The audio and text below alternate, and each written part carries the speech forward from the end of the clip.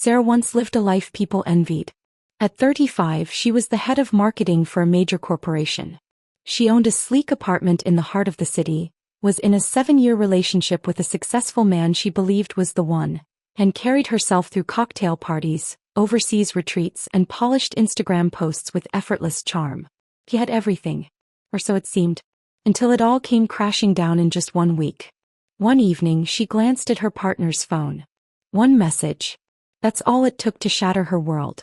It wasn't just an affair, it was a double life. Another woman. A 1-year-old child. A secret family. When she confronted him, he didn't even flinch. He simply said, "You're strong. You'll be fine." Days later, her company announced layoffs. Her name was on the list. No warning. No thank you for 10 years of service. Just gone. Everything she built, her job, her relationship, her sense of self, was stripped away. She stopped eating. Stopped speaking. Lay on the cold apartment floor for hours, staring at the ceiling, hollow. There were no tears. Just nothing. She didn't want to die. But she had no reason left to live.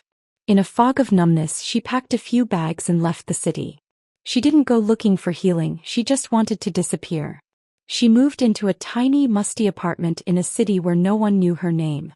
She took a filler job, went to work, came home, and sat in silence. Days blurred. Nights were colder. No texts. No calls. No one even noticed she was gone. Then one rainy afternoon she sat on a park bench, soaked, eyes swollen, soul somewhere far behind her ribs. A woman walked by, paused, handed her a tissue and said gently, "I've been there. If you ever want someone to walk with, I'm here every afternoon." Sarah didn't answer. But the next day she showed up. They didn't talk much. Sometimes they didn't talk at all. But step by step something thawed inside her. The woman's name was Alina. She wasn't a therapist or a guru. She was simply present. And that was enough. Sarah started doing yoga in the mornings. Reading the books Alina lent her. Writing quietly, messily, painfully. She started a blog. No fancy design. No audience. Just a space to bleed on the page. She called it The One Who Came Back to Life. Unexpectedly, people began to find it. And stay. They left comments like, "I thought I was alone.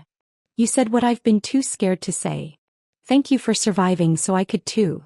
Sarah wasn't just healing, she was helping others find their way out of the dark. She began hosting online support groups. She offered free talks.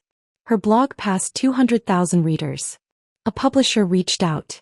She wrote a book, told her story, and it became a lifeline for thousands of women around the world.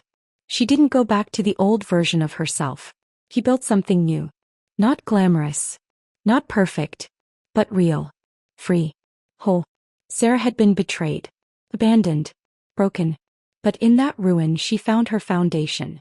Not the old, polished life. But her life. One she made from the ashes, one breath, one word, one step at a time. And if you're in that place right now, the rock bottom, the void, the silence, know this. You are not alone. This isn't the end. It's the beginning. You don't need to see the whole staircase. Just take one step. Write the words you've been too afraid to say. Call the friend you drifted from. Open the door. Step outside. Breathe. Life can break you, but you have the power not to break. Sarah realized, no one is truly lost if they still choose to move on. Pain is not the end, it is a wake-up call. And you don't need anyone to save you. Just a small reason to stand up.